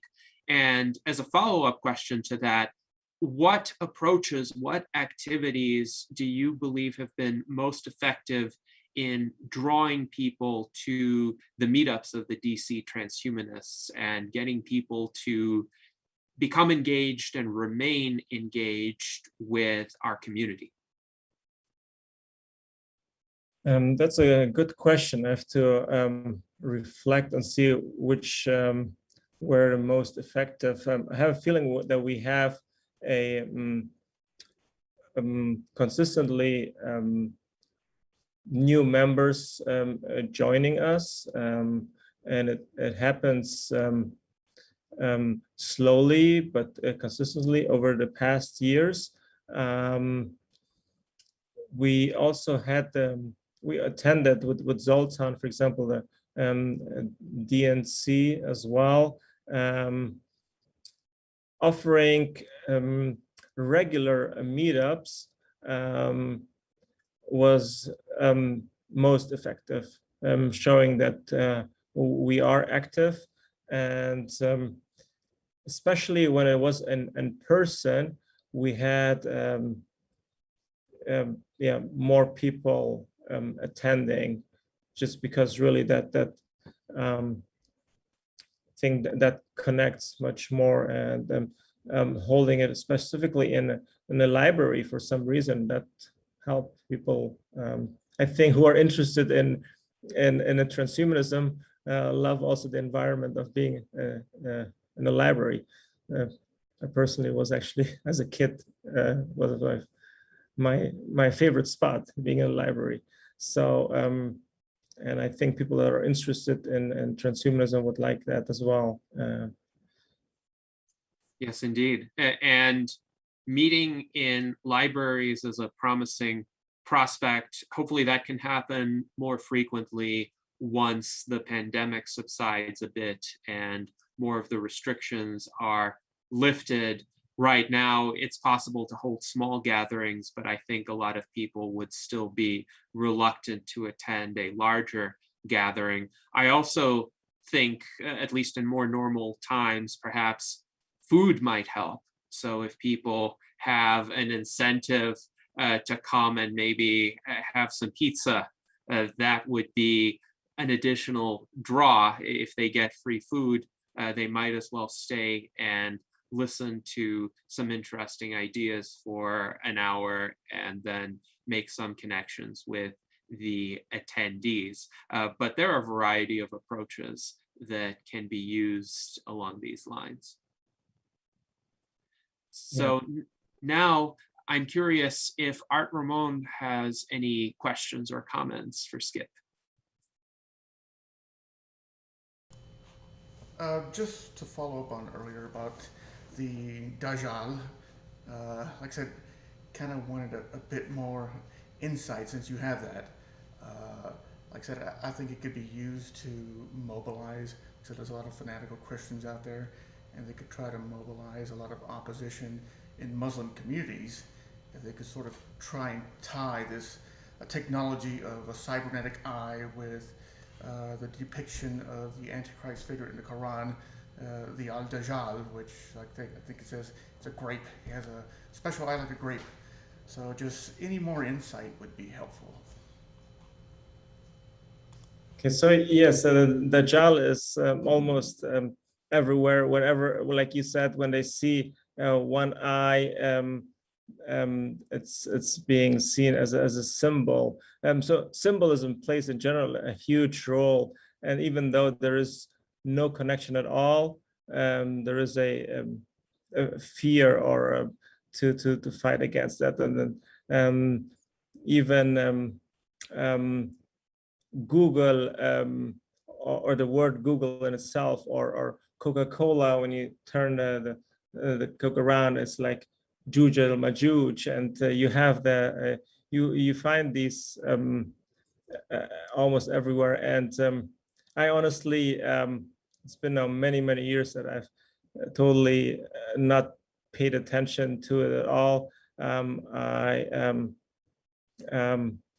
Because I just don't give it any priority, I would say. And what I've seen is that the people that really focus on that and the Dajjal, it combines, and you see that in those YouTube videos.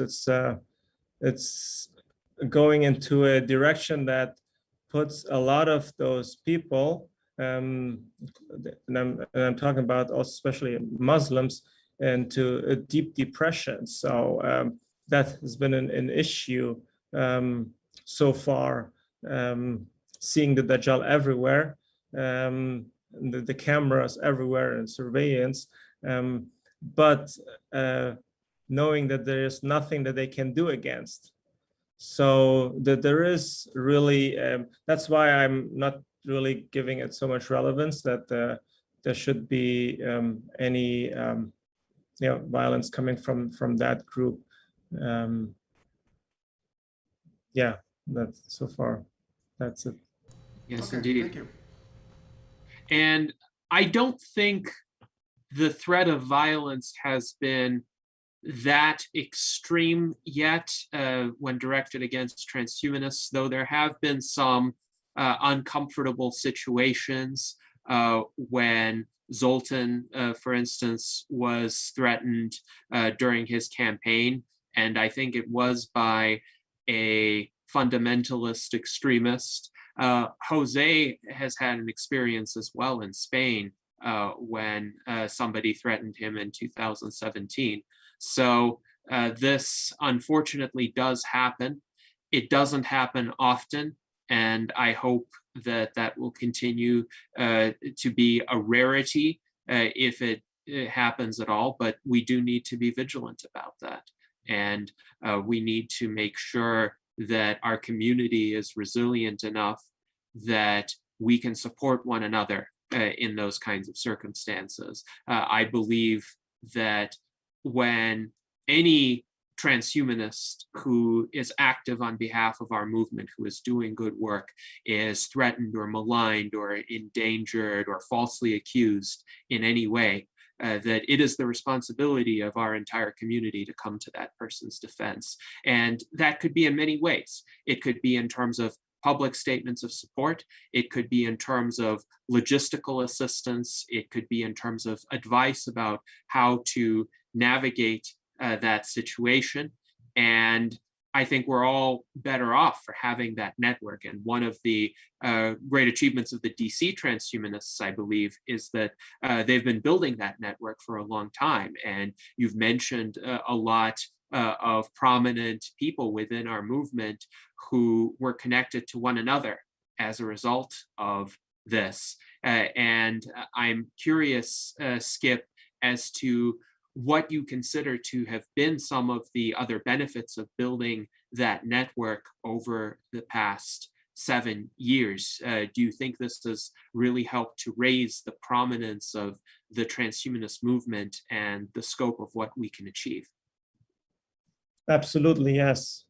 So definitely, and I'm very optimistic about the future of the Transhumanist Party and the Transhumanist movement. I am very confident that our mission and our goals are being supported by the majority, even if it's not happening always in the name of the Transhumanist Party or the Transhumanist movement. But at the end of the day, what our goal is really to pursue the mission, and we really following that vision to be achieved, and that's definitely happening. And prominence helps also, and I've seen also a younger members, a lot of younger members, and that has been also helpful to promote Transhumanist Party in general. Yes, indeed. And thank you for those observations, Skip. So we have come to the point in our virtual Enlightenment Salon where we will go around the panel one last time and ask if anyone has additional questions or comments for you, Skip, on any matters that haven't been raised yet or anything that they would like to expand upon. And then, as is our custom, we will let our guest have the last word. So let us begin with Jose Cordero. Well, congratulations, Skip, for all you are doing, and obviously to all the U.S. Transhumanist Party that is led now by Gennady. So congratulations on that work. in Nevada, also David Schumacher in Arizona, and everybody else around the USA and internationally, okay? I am in Europe, helping also to push the transhumanist movement. So remember, we are holding the next Global Future Summit here in Madrid in October. You are all welcome to come, both in person and virtually as well. We will be streaming online for the very first time the Transhumanist World Conference.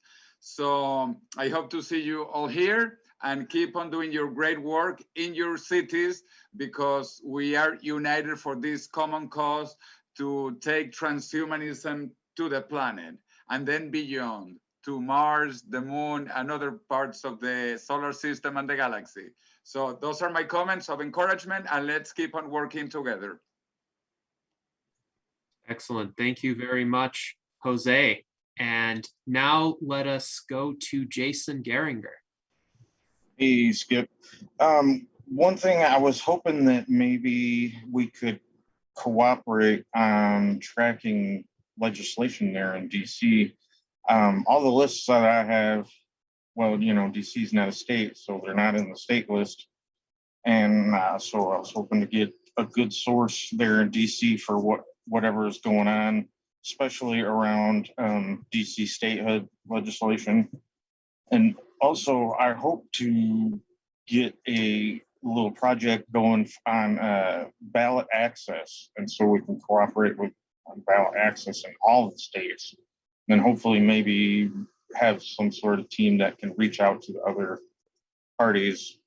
I imagine some other third parties would be, you know, happy to work with us on ballot access if that's all it was. The other thought I had was earlier Edward was saying something about the fear of transhumanism that is on the right and the left. And, you know, I don't think it's in our platform, you know, as far as I know, and maybe we should consider putting something in there. The idea that comes from those who tend to lean left is about this idea that only the rich is going to have the longevity.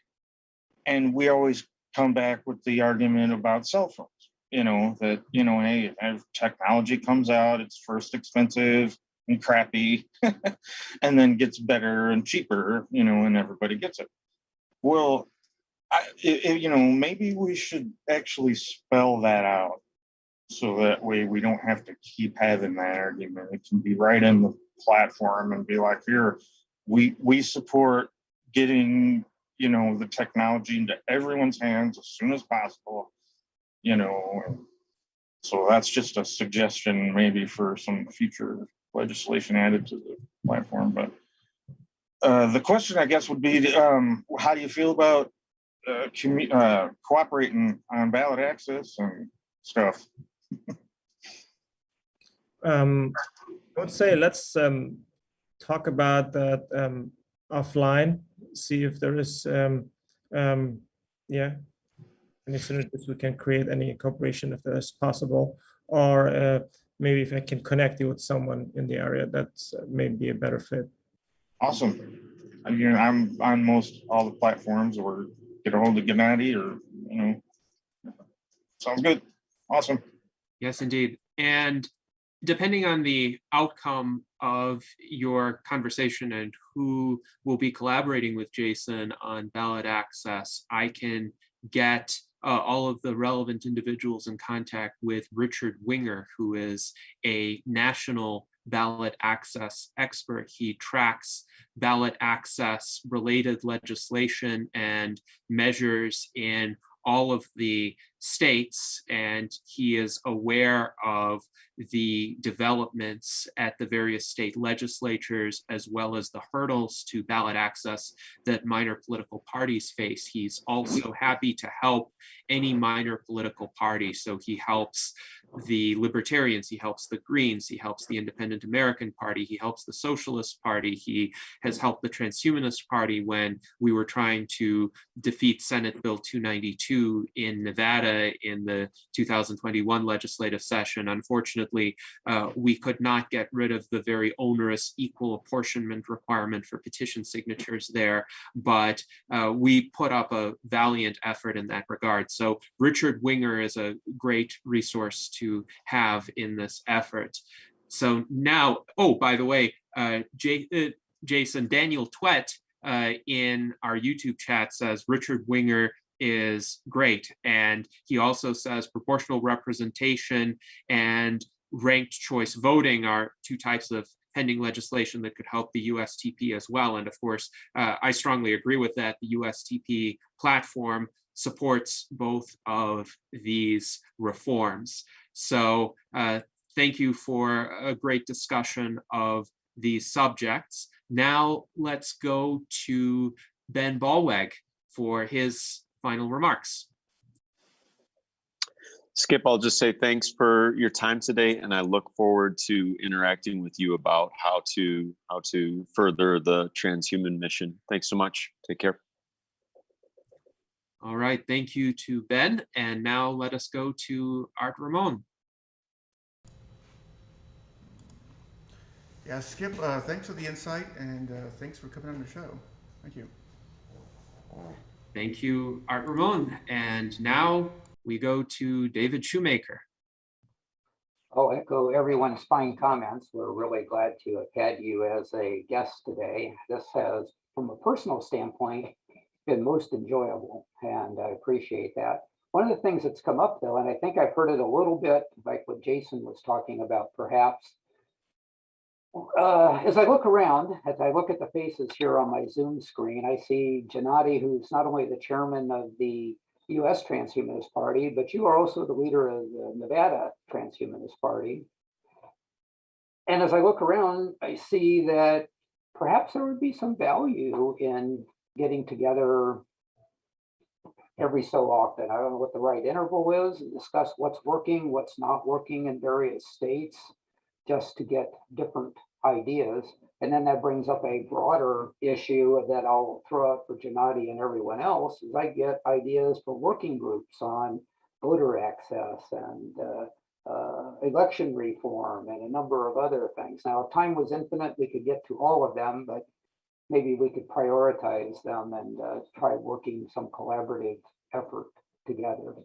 So that's more of a comment. I don't really have any questions.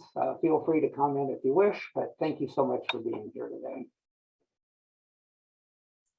All right, thank you to David. And I think the idea of having working groups and periodic meetings to update one another on state-specific activities is excellent and promising. We definitely could gain from sharing observations, ideas as to what works, what might not work as well, what obstacles we're facing, how we might have managed to overcome some of those obstacles, and having those working groups and meetings be more interest-based, let's say, so we can bring in people who have a particular passion in some of those areas, like people who want to improve ballot access for minor political parties. They don't even have to be transhumanists in order to help us. There have been cases in which I've collaborated with people from other parties for those kinds of shared goals. But ultimately, if we can develop a robust information exchange system, then all of that knowledge from those kinds of interactions can feed into the USTP structure and decision making as well. So let us indeed try to build that. All right, so now we have come to the point where we will ask our guest, Skip Sidiqi, to provide his final comments. Skip, what are your impressions of this conversation? Is there anything else that you would like to say that has not been said yet, or expand upon something that has been said? The floor is yours. Thank you very much, Gennady, David, Art, Jose, also Jason, Ben, and Edward. I'm very humbled to be here, invited. Thank you very much for letting me share my thoughts and ideas.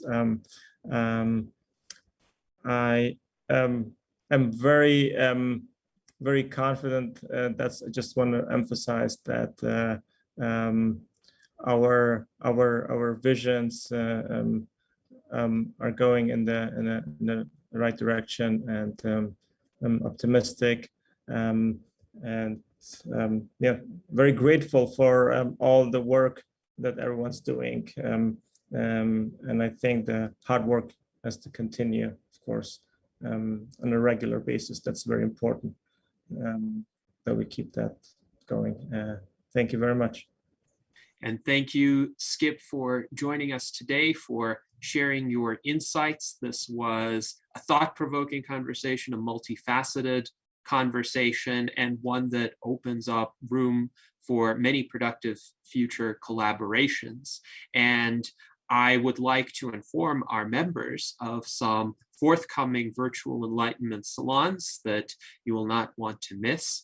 Next Sunday, August 29th, 2021 at 1 p.m. Pacific time, we will have as our guest Stephen Foster, who is the author of The 5 Forces That Change Everything. So, sorry, that's Stephen Hoffman. Stephen Hoffman is the author of The 5 Forces That Change Everything. So please feel free to mark your calendars for August 29th, 2021.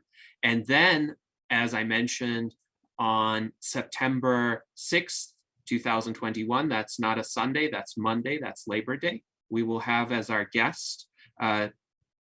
Dave Goebel, the entrepreneur, the visionary who founded the Methuselah Foundation and who is one of the leading life extension proponents in our era. So we're quite excited to speak with him as well. And now, thank you very much to all of our attendees. Thank you to our panelists. Thank you to our guest, Skip Sidiqi. And until next time, live long and prosper.